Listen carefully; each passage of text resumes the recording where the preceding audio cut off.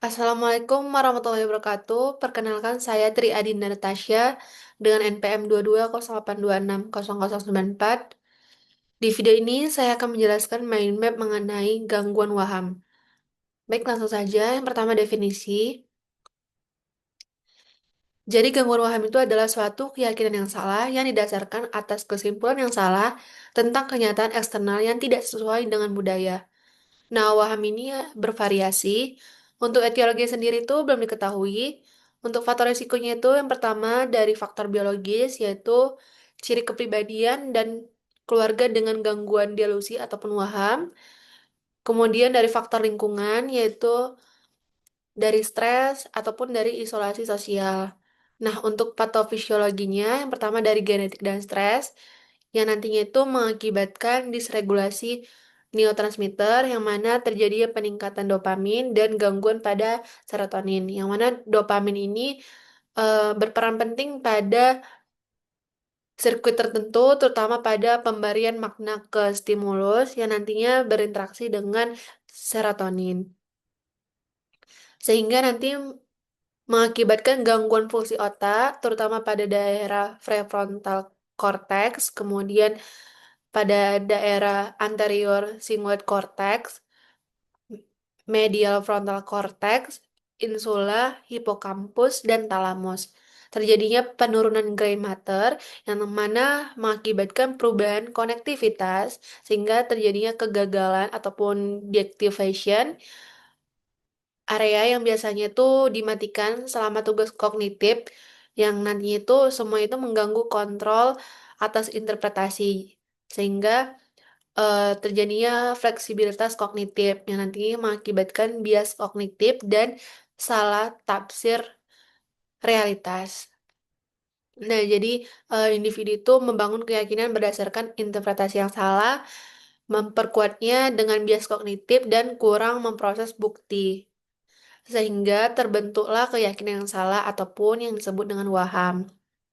Nah, untuk jenisnya itu sendiri yang pertama ada waham persekutorik ataupun waham kejar. Nah, jadi seseorang itu merasa dirinya itu akan dibahayakan oleh orang lain ataupun disakiti, diikuti ataupun dimata-matai oleh orang lain. Yang kedua itu ada waham cemburu, yang mana seseorang itu meyakini kuat bahwa pasangannya itu selingkuh namun tanpa bukti yang nyata ataupun bukti yang jelas.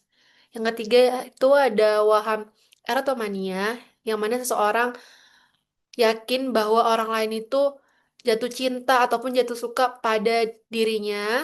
Biasanya orang lain itu yang memiliki status sosial yang lebih tinggi, seperti seperti selebritis ataupun orang-orang penting.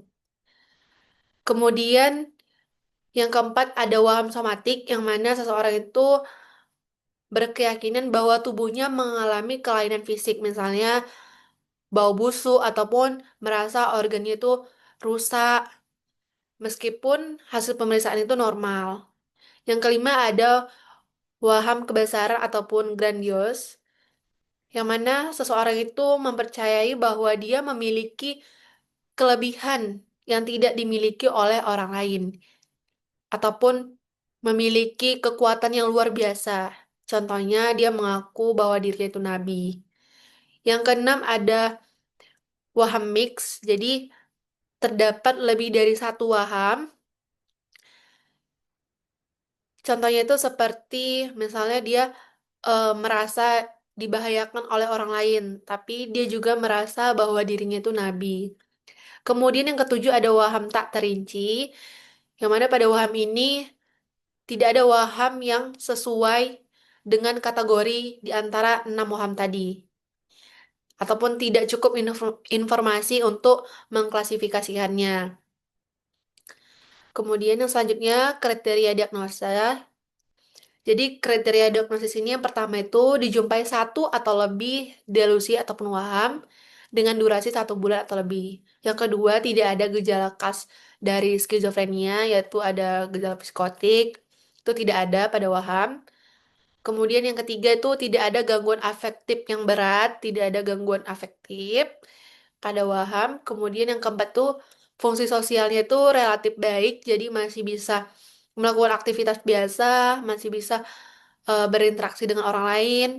Kemudian yang kelima itu tidak disebabkan oleh zat ataupun obat-obatan tertentu, bahkan dari penyakit medis. Jadi tidak ada disebabkan dari faktor lain, tidak disebabkan dari obat-obatan ataupun dari zat-zat psikotik ataupun dari penyakit medis yang lain. Nah, waham ini memiliki ciri khas klinis ataupun gejala yang menonjol. Jadi, waham ini baik tunggal maupun sebagai suatu sistem waham, jadi harus ada setidaknya sedikitnya 3 bulan dan harus bersifat khas pribadi dan bukan budaya setempat.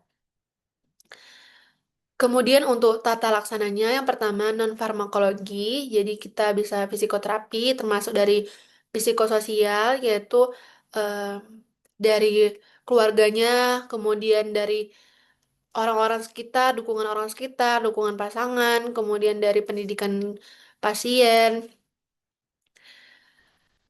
Nah, untuk tata laksana farmakologinya itu bisa kita kasih antipsikotik, jadi bisa dari antipsikotik generasi kedua, contoh risperidon, kemudian antipsikotik generasi pertama, haloperidol pada kasus-kasus tertentu. Jadi, pemilihan jenis antipsikotik ini tergantung dari profil efek samping, kemudian toleransi obat, ataupun dari riwayat pasien, serta ketersediaannya.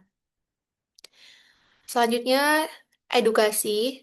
Jadi, kita edukasikan manajemen efek samping dari pengobatan, bila pengobatan itu jangka panjang. Nah, efek sampingnya apa aja? Itu bisa dari obatnya itu efek sampingnya ada sedasi ataupun rasa ngantuk. Jadi kita kasih tahu bahwa minum obatnya itu pada saat malam hari, kemudian nanti berat badannya naik. Kita kasih tahu bahwa jaga pola makan dan olahraga, kemudian nanti bisa jadi mulut kering ataupun konstipasi. Jadi kita suruh pasiennya itu kita edukasikan bahwa dia harus banyak minum, kemudian banyak makan yang berserat, kemudian bisa pusing saat berdiri. Jadi pada saat bangun itu perlahan, kemudian bisa gangguan metabolik. Jadi kita sarankan, kita edukasikan untuk melakukan pemeriksaan cek darah rutin. Kemudian nanti bisa juga efek sampingnya gangguan hormon. Nah, kemudian kita edukasikan juga nanti kalau misalnya ada efek samping, segerakan lapor kepada dokter. Kemudian eh, kita bilang juga ke keluarganya, bantu pantau kepatuhan minum obat yang rutin, jangan berhentikan obat tanpa izin dokter. Kemudian kita edukasikan juga kontrol rutin. Nah, untuk prognosisnya itu baik. Jadi prognosisnya itu prognosisnya ini tergantung dari tingkat penyesuaian pasien, itu baik dari pekerjaan, sosial, dan fungsional. Nah, biasanya prognosis perempuan itu lebih baik. Kemudian usia di bawah 30 tahun, prognosisnya jauh lebih baik. Kemudian prognosisnya itu juga berdasarkan dari serangan yang mendadak dengan durasi yang singkat, kemudian dari faktor pencetusnya. Baik, berikut dari referensi saya, sumber saya. Demikianlah presentasi dari saya. Apabila ada salah kata ataupun salah penulisan, saya mohon maaf. Kepada Allah, saya mohon ampun. Wabillahi taufiq wal hidayah. Wassalamualaikum warahmatullahi wabarakatuh.